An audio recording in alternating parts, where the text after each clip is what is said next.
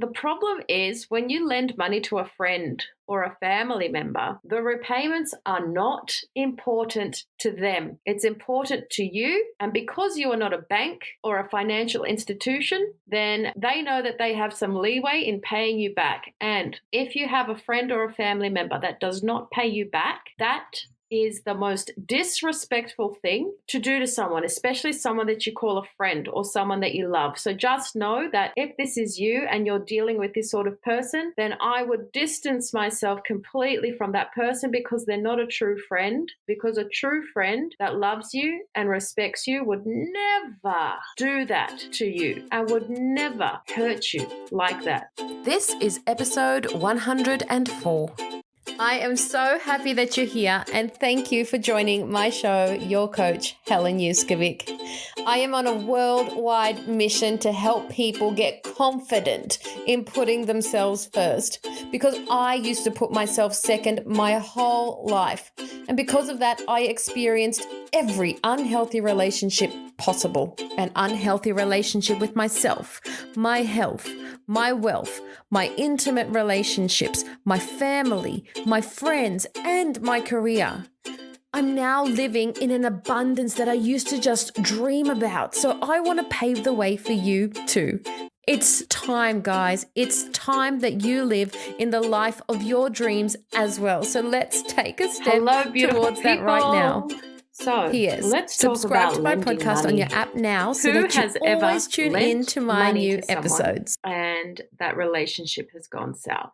Me and a lot of people that I come across actually have this same problem. So I thought to do a episode today on this because I was reflecting on it a few weeks ago when I did my voice note, which you'll hear, because someone else in my life was lending money to a family member out of guilt when my friend didn't actually have the money to offer, but felt the guilt to give it.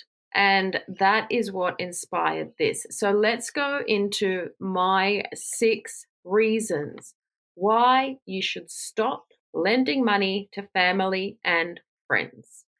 Number 1, you are not a bank. And what happens when you lend money to someone is that you might become an enabler of a bad habit that this person has or a bad pattern that this person has, which is probably always asking people for money. 2, maybe it is feeding some sort of an addiction or not the right purpose. Or 3, it could be feeding some sort of a bad habit and something that you really didn't need to fork out money for because it really wasn't life-saving or life-changing for that person. So think about that. If you are not a bank, why is this person asking you for money? Is it because they know that you'll say yes and they know that you won't ask what that money is for? So I'll talk a little bit later about things to make sure about when you give money and some points on how to go about lending money if you will lend money. Number 2 is it can damage the relationship more often than not. So, for example, I have lent money to lots of people, and everybody that I have lent money to, I no longer speak to because there has been a drama. So I do not give money to people at all. I don't lend money at all. I haven't done it for the last 10 years or so. So it can damage the relationship, especially when things go wrong when it comes to repayments or paying the debt back. And let me tell you, that sucks. So when I lent money to friends, I was under the assumption that I would get the money back because that is just the type of person that I am, and that is what I would do if I borrowed money off someone. But I never ask anyone for money. If I need money, I either go without budget and save, or I'll get a loan from a bank.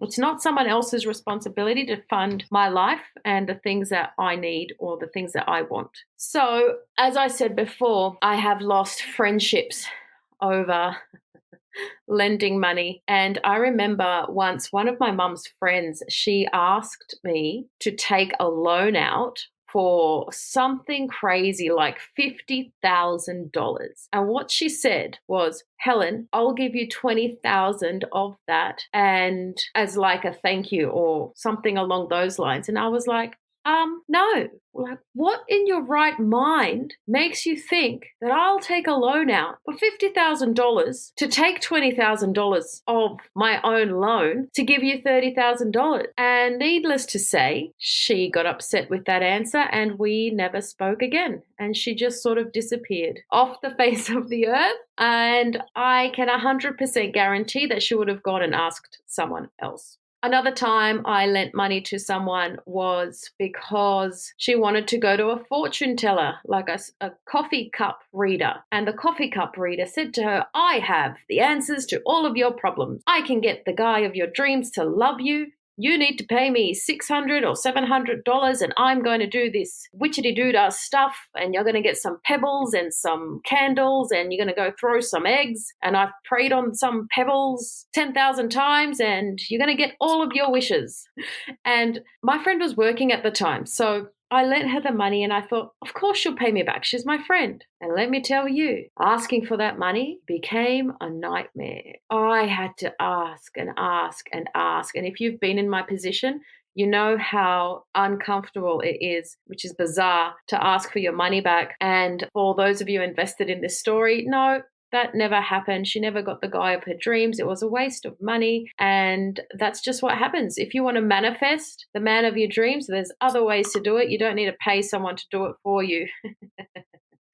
All right. The next thing is, number 3, repayments, which is sort of what I was talking about. So when I've lent money and people weren't paying me back, I would offer a repayment system. And the problem is when you lend money to a friend or a family member, the repayments are not important to them. It's important to you. And because you are not a bank or a financial institution, then they know that they have some leeway in paying you back. And if you have a friend or a family member that does not pay you back, that is the most disrespectful thing to do to someone, especially someone that you call a friend or someone that you love. So just know that if this is you and you're dealing with this sort of person, then I would distance myself completely from that person because they're not a true friend. Because a true friend that loves you and respects you would never do that to you and would never hurt you like that. Which leads me on to another point, sort of like point 1,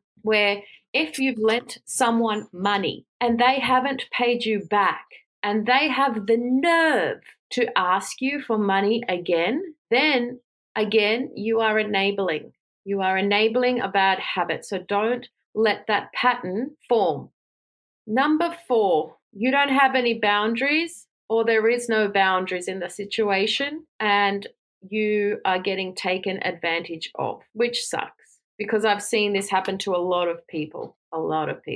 So if someone sees your generosity or your kind nature as something that they can prey upon, they will prey upon you and they will ask you to do things like go guarantor on a loan for them. Like that lady asked me, take out a loan for me. No. And if you don't have a boundary or if you're not comfortable asserting a boundary, after this episode, call a coach, book a program, an empowerment program, and break through that shit because that's not serving you. And why would you live your life not having boundaries to make yourself happy? And instead, you become a yes person, always saying yes to people and people pleasing so that that person still likes you or it's such a weird thing. So if this is you, after this episode, please go and book an appointment with a coach and really sort that out if you don't know how to create boundaries. So the reason I say that is because I've had so much experience with this. And when we are shy to enforce and create our boundaries, people can walk all over you. And you are not a bank. You are not a bank. I repeat, You are not a bank. You can repeat that too. You are not a bank. So, what can you do to help yourself? This is the first thing I do when people ask me for money. One, what do you want the money for? Find out exactly what they want the money for and see if that is a valuable investment of your money. Because when you give money to people, you should expect not to get it back, especially if you give it to friends or family. So if ever I give money now, I make sure that I don't need that money. And if I do need that money, then I don't give it because it's my money, which I worked hard for, and no one else is entitled to that money but me. So the first thing I ask is a question that might be uncomfortable for people to ask, but just ask it anyway. What do you need the money for? And see if it's a worthy cause. Number two, the other thing that I do is ask, why don't you have the money? Especially if they're working or if they're getting payments from a government source or whatever, I always ask, why don't you have the money? And then I try to troubleshoot that problem so that they understand the money that you'll get off me is not coming easy. And the money that you get off me is not going to become a bad habit because I will drill you every single time to figure out why you need my money when you can have your own money and figure out ways to get your own money. So the second thing is I troubleshoot and ask why they don't have the money. And then I'm like, why don't we sit down and create a financial plan? And this usually annoys the shit out of people to the point where it's too much trouble to ask me for money. However, there have been people that have asked me for money and I've asked if they would like help to troubleshoot and create a financial plan. And we have. And it's become very easy for people to save and use their own money.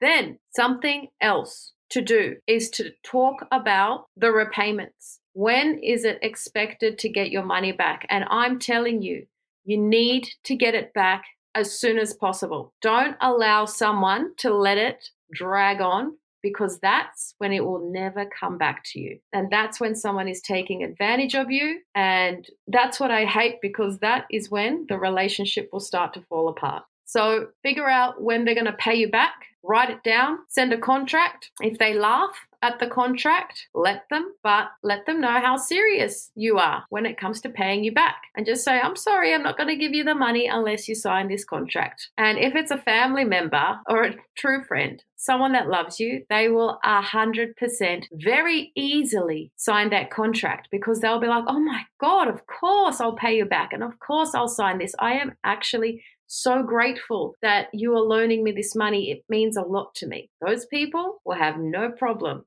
signing that contract. The people that will take advantage of you or cross your boundaries, they're the ones that are going to have problems with signing that contract. So it's really important to set the loan terms and also to talk about the risks of lending money to this person. Just so you know, I've lent money to people before and I have ended the friendship because we've run into problems when it comes to repayments. And so it's really important to have that open conversation with that person so that you know that this could be the end of their relationship if these terms aren't met. And how to handle problems. So it's really important to have a conversation. So say if you lend money to someone, okay, so what happens when you run into a problem with paying me back? What is our next action step? What do we have to do next? It's really important to figure that out. Should I speak to your partner or your husband? Is that who I can get the money off? And maybe involve a third party as their quote guarantor so that they know that they're going to be responsible. So that way you've got all of your bases covered, okay? The last thing I want is for you to experience the absolute shitty feeling of someone not paying you back, the awkward vibes when you're around this person, and just that yucky feeling that someone has betrayed you. It's so sad. It is so, so sad that people get like this with money. My best friend, she has lent money to so many people, and so many people are so disrespectful not to pay her back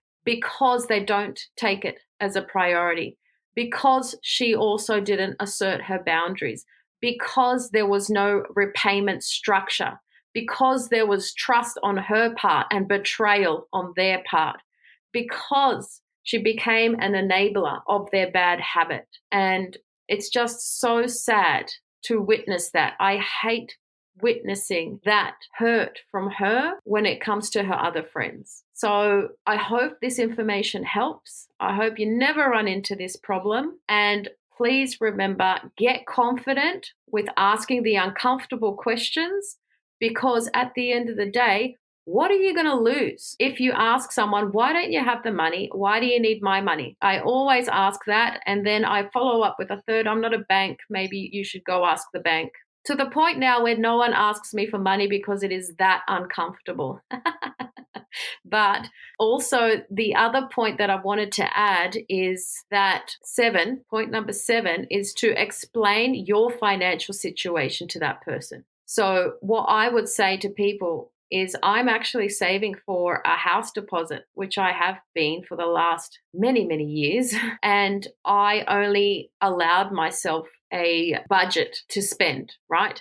So it was $200, right? That was all I would spend in the week. And I would say to the person asking for money, it's actually not in my budget. I only have $80 left. So I could give you $40 so that I could have $40 remaining. And lots of people would say, oh, no, I won't take that last bit of money. So if you have a savings goal and if you have priorities when it comes to your money, then explain it. Talk it out loud. Sorry, I need this $500 because I've got to pay this, this, and that. And the only thing that I could allow is probably $50. And if they don't like it, too bad, go to the bank. Got it? Get it? Good. And the next thing for you to do after this, if this is triggering you or if this is bringing up any sort of emotions for you because of something that you've experienced, then reach out. I am happy to help you. I am happy to have a one-on-one session with you so that we can sort this out so that your life can feel absolutely free. All right, guys, here's my voice note.